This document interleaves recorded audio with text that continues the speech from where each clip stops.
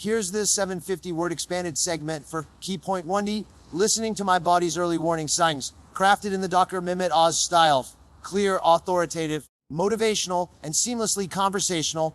When I look back at the turning point in my health, it all began with something so simple, yet so easily overlooked. It began with listening, not to a doctor, not to a book, not even to a loved one. It began with listening to my body. You see, the body has its own language. It doesn't use words, but it speaks through signals, fatigue that lingers longer than it should, a sudden shortness of breath when climbing the stairs, a tightness in the chest, or even a quiet ache that returns day after day. For years, I brushed off these signals. I rationalized them. I told myself I was just tired from work. That stress explained the headaches, that skipping a meal or two justified the weakness. But the truth is, my body was sending me messages, and I wasn't listening. The health scare I went through was frightening, but it also taught me a profound lesson. Those small discomforts we so often dismiss are not inconveniences. They are warning signs. They are the body's way of saying, pay attention. Something isn't right. And ignoring them doesn't make them go away. In fact, it often makes the eventual problem worse. Think about how we treat a car. If a warning light blinks on the dashboard, we don't tape over it and keep driving. We check under the hood, we investigate, we fix the problem before it escalates. Yet with our own bodies, many of us do the opposite. We mask the pain with a pill. We silence the fatigue with caffeine. We cover up the symptom instead of addressing the cause. But the body is persistent. If you ignore a whisper, it will eventually shout. And my scare was that shout. What I realized is that listening to the body requires humility. It means admitting we are not invincible, that our energy has limits, that our heart and lungs and muscles need care. And it requires honesty. Because sometimes the signs are uncomfortable truths. Maybe we're carrying too much weight. Maybe we're under too much stress. Maybe we haven't moved our bodies in years. Facing that reality isn't easy, but denial only delays healing. Listening also requires slowing down. In the rush of modern life, we've become experts at distraction. We drown out signals with noise. Television, phones, constant business. But when was the last time you sat quietly and asked yourself, how do I really feel today? Not just emotionally, but physically. Do my muscles feel strong? Is my breathing easy? Am I refreshed in the morning or exhausted before I even begin the day? These simple check-ins can reveal so much, but they require stillness, and that's something we often resist. What's fascinating is that science and philosophy agree on this point. Ancient wisdom traditions taught people to pay attention to the rhythms of the body, while modern research confirms that early detection is the single most powerful factor in preventing serious illness. Whether it's cancer, heart disease, diabetes, or neurological decline, the earlier we listen, the greater the chance for recovery. Ignoring the signals is what turns small problems into emergencies. For me, listening meant admitting that my fatigue was not normal. It meant noticing that the ache in my chest wasn't just stress. It meant taking my symptoms seriously enough to get checked, and more importantly, making the lifestyle changes that followed. Because here's the truth: doctors can guide, medicine can help, but the first line of defense is always awareness. No one knows your body better than you do. I often tell people your body is not your enemy. It's not trying to punish you with pain or hold you back with weakness. It's trying to protect you. Those warning signs are not obstacles, they are guideposts. They are opportunities to course correct before it's too late. And if you choose to listen, you give yourself the greatest gift of all time. Time to change, time to heal, time to live the life you're meant to live. So tonight, I want to leave you with this challenge. When you go to bed, when the distractions of the day fade, ask yourself, what has my body been trying to tell me that I've been ignoring? Maybe it's that you're exhausted and need rest. Maybe it's that you're winded because your heart needs exercise. Maybe it's that you're tense because your mind needs peace. Whatever it is, don't silence it. Listen. Because listening is the first step toward healing, and healing is the first step toward truly living. If I learned anything from my health scare, it's this: your body will always speak. The question is, will you hear it before it's too late? Here's the 750 word expanded segment for key point 20, fueling my body with healing foods. Written in the best motivational, intellectual, Dr. MEHMET Oz style to match the flow of your overall speech. One of the most humbling realizations that came after my health scare was that I had underestimated the power of food. For years, I thought of eating as a way to satisfy hunger, as a source of comfort, and, at times, as a reward for a long day. But when my health was put on the line, I discovered that food is so much more than that. Food is chemistry. Food is information. Every bite you take sends a signal to your body, and those signals can either heal you or harm you. We live in a culture that has convinced us to obsess over calories, to count every gram, to fear fat, and to demonize carbohydrates. But this way of thinking reduces food to numbers, stripping it of its deeper meaning. Your body doesn't see food as numbers, it sees food as fuel. It sees the vitamins, minerals, proteins, antioxidants, and phytonutrients that build cells, repair tissues, and fight off disease. And when I shifted my perspective from counting calories to counting nutrients, everything began to change. The first change was energy. Instead of dragging through the day, I started to feel restored. I realized that fatigue wasn't a permanent condition. It was simply the result of giving my body empty calories with nothing real to work with. The second change was clarity of mind. It's amazing how foggy thinking can clear up when the brain is nourished with omega-3 fatty acids, with B vitamins, with magnesium and iron. And the third change was resilience.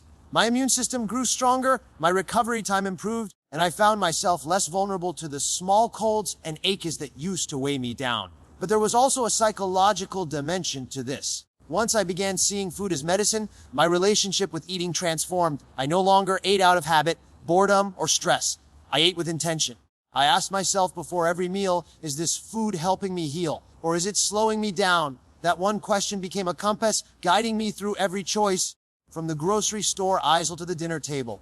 And what surprised me most was how natural this way of living felt once I embraced it. Healing foods aren't exotic or complicated. They are the very things we have always known are good for us. Leafy greens rich in iron and folate, berries packed with antioxidants, fresh fruits and vegetables brimming with water and fiber, lean proteins that support muscle repair, nuts and seeds that provide healthy fats for the heart and brain. These are the foods that our ancestors thrived on before processing and additives stripped away their healing power. Philosophically, it also forced me to confront a deeper truth, that the body is a temple and what we place inside it is an act of respect or disrespect. We cannot expect health if we continually feed ourselves toxins disguised as convenience. We cannot expect vitality if we consume foods designed in laboratories rather than grown in the earth. Every choice is either a deposit or a withdrawal from our health bank. And for years, I had been withdrawing more than I deposited. That imbalance eventually caught up with me. Making this change didn't mean perfection. I didn't need to abandon every comfort food or deny myself the joy of eating. What it meant was balance. It meant understanding that my body deserved more real, living, nutrient-rich foods than processed, sugary, or fried ones. It meant using moderation as a tool, not deprivation as a punishment. And over time, this balance became sustainable.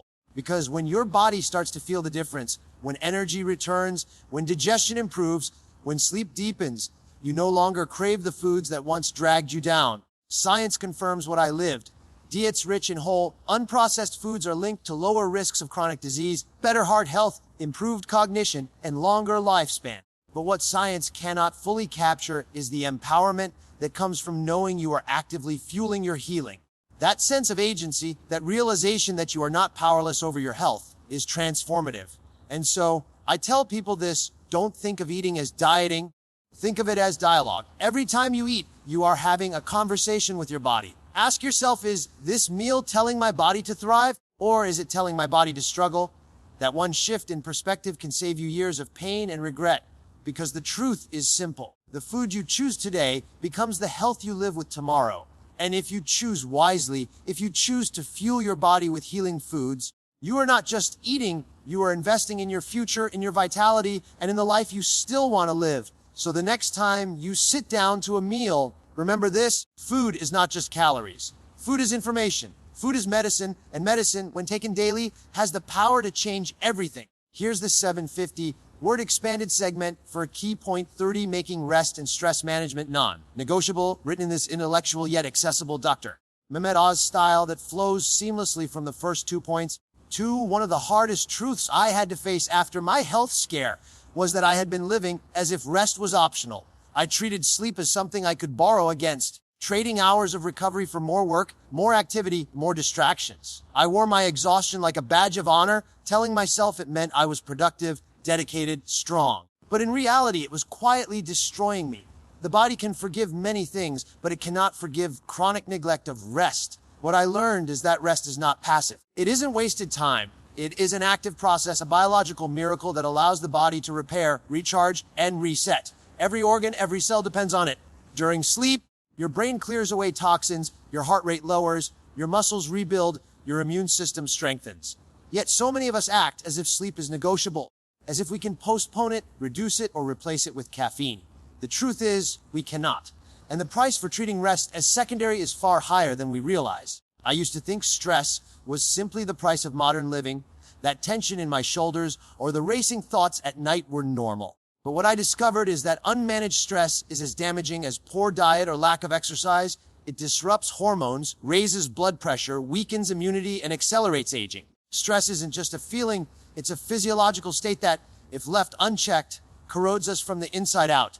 And yet, most of us don't take it seriously until a crisis forces us to. That's exactly what happened to me. My scare was awake, up call that rest, and stress management are not luxuries. They are survival tools. They are just as essential as food and movement. Without them, no amount of diet or exercise can fully restore health. The challenge, of course, is that rest and calm don't come easily in our world. We live in a culture that glorifies business, where being available at all hours is seen as dedication. But ask yourself this, if you had a machine that you relied on for everything, your work, your relationships, your future, would you run it nonstop without maintenance? Would you ever imagine it could perform well without a break? Of course not. And yet that's exactly how we treat ourselves. Philosophically, it forced me to reconsider my definition of strength. For so long, I equated strength with endurance, the ability to push through, to keep going, to never stop. But real strength, I learned, is not about pushing harder. Real strength is knowing when to stop, when to breathe, when to step back. Rest is not weakness. Rest is wisdom. Stress management is not indulgence. It is discipline. It is the discipline of protecting your mind and body so that you can show up fully when it matters most. Practically, I started small. I committed to protecting my sleep as fiercely as I protected my work. I created a routine that allowed my body to recognize when it was time to shut down. I turned off the screens earlier, dimmed the lights, and gave myself permission to let the day end. That simple commitment began to restore energy I thought I had permanently lost. I also learned the value of breathing, something we do without thinking, yet something that can change everything when done with intention. Deep, mindful breathing isn't just calming, it changes physiology. It lowers blood pressure, reduces stress hormones, and signals to the body that it is safe. Even a few minutes of conscious breathing can reset the nervous system and shift the entire trajectory of a day. And perhaps most importantly, I embraced stillness. In a noisy world, silence is medicine. Sitting quietly, even for a short time, allowed me to hear my own thoughts, to process emotions, to release tension I didn't even realize I was holding. Stillness gave me back a sense of control in moments when life felt overwhelming. Science supports all of this. Studies show that people who consistently sleep 7 to 8 hours a night live longer, think clearer, and maintain stronger immunity. People who meditate, pray, or practice mindfulness lower their stress markers and recover faster from illness. But beyond the science, there is a deeper truth here. When we give ourselves rest, we affirm that our lives are worth caring for. When we manage stress, we create space for joy, creativity, and connection, the very things that make life worth living. If I could share just one lesson from this part of my journey, it would be this. Do not wait for a health scare to give yourself permission to rest. Do not wait for burnout to learn how to breathe. Your body is asking for renewal every single day. And if you listen, if you honor that request, it will reward you with clarity, resilience, and strength you didn't know you had. So tonight, when you lay down to sleep, don't see it as the end of the day. See it as the beginning of healing. And when stress comes tomorrow, as it surely will, remember that how you respond is a choice. Choose calm, choose breath, choose rest. Because rest is not what you do when life allows it. Rest is what makes life possible. Here's the 750 word expanded segment for key point 4C, rebuilding strength through movement and mindset in the same flowing, motivational Dr. MEHMET Oz style that connects seamlessly with the earlier points. After I began listening to my body, fueling it with real food, and honoring rest, there was still one essential piece missing: movement. My health scare made me realize how easy it is to take movement for granted, to see it only as exercise or something optional you fit in when there's time. But movement is far more than that. Movement is medicine. It is one of the most powerful tools we have to rebuild strength, renew energy, and reconnect with life itself. For years, I had fallen into the trap of thinking that exercise had to be extreme to be effective, that it required hours in a gym, complicated routines, or punishing intensity. And because I couldn't sustain that, I often did nothing at all. But what I learned is that the body doesn't crave perfection. It craves consistency. The body doesn't need marathons to thrive. It needs motion. Even the simplest acts, like walking, stretching, or climbing stairs, create profound changes in the way we feel, think, and age. Movement brings oxygen into the body. It circulates nutrients. It strengthens the heart. It keeps the joints flexible. More than that, it creates a sense of vitality that seeps into every part of life. When I began moving regularly, not as punishment, but as nourishment, I felt a kind of awakening. Muscles that had grown weak started responding. My balance improved. My energy no longer dipped in the afternoons. It was as though my body had been waiting for me to remember what it was designed to do, move. But the most powerful discovery wasn't physical, it was psychological. Movement isn't only about the body, it's about the mind. Each time I pushed myself to walk a little farther, to stretch a little deeper, I was also strengthening resilience, discipline, and belief in myself. Movement became a teacher, reminding me that progress isn't about giant leaps. It's about small, consistent steps forward. And when you connect movement to mindset, you begin to realize that physical strength and mental strength grow together. This shift changed my relationship with exercise completely. I no longer approached it with dread or guilt. Instead, I began to see it as a gift. A walk in the morning wasn't just good for my heart.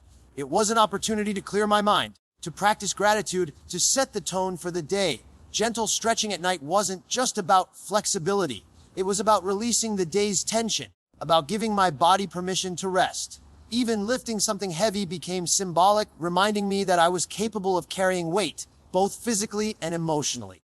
And here's the deeper truth: movement is an act of gratitude. It's a way of saying thank you to the body for carrying you through life. Every step you take is a reminder that you are alive, that you are capable, that you are still in the game. And when you begin to move with that awareness, exercise stops being a chore, it becomes a celebration. Science confirms this connection. Studies show that regular movement reduces the risk of nearly every chronic disease, from heart disease to dementia. It strengthens immunity, improves mood, boosts memory, and even enhances creativity. Exercise literally reshapes the brain, growing new neural pathways, sharpening focus, and reducing anxiety. In other words, when you move your body, you are not just changing your muscles, you are changing your mind. Philosophically, it forced me to confront another misconception that aging automatically means decline.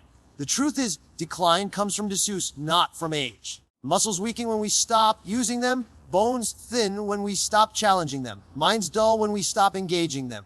Movement is the antidote to decline, and it is available to us at every stage of life. The beauty of movement is that it doesn't require perfection, wealth, or talent. It only requires willingness. A 10-minute walk, taken consistently, can transform your health. Gentle stretches, practiced daily, can restore mobility you thought was gone forever. And a simple commitment to move every day, no matter how small, can rewrite your story of aging, strength, and vitality. If there is one thing I've learned, it is this: the body is built to move, and when we honor that design, we unlock health we didn't know was possible. When we pair that movement with the right mindset, with the belief that each step forward is progress, no matter how small, we build not just physical strength, but emotional resilience. So here is my challenge to you: don't wait for the perfect workout, the perfect time, or the perfect body. Begin today with what you can, where you are. Take the walk, stretch the muscles, lift what you can. Because every movement you make is an investment in your future, in your independence, in your vitality. And remember this: stillness may be necessary for recovery, but movement is what keeps life flowing. To move is to live, and the moment you choose to move, you are choosing to live more fully, more strongly, and more intentionally than ever before.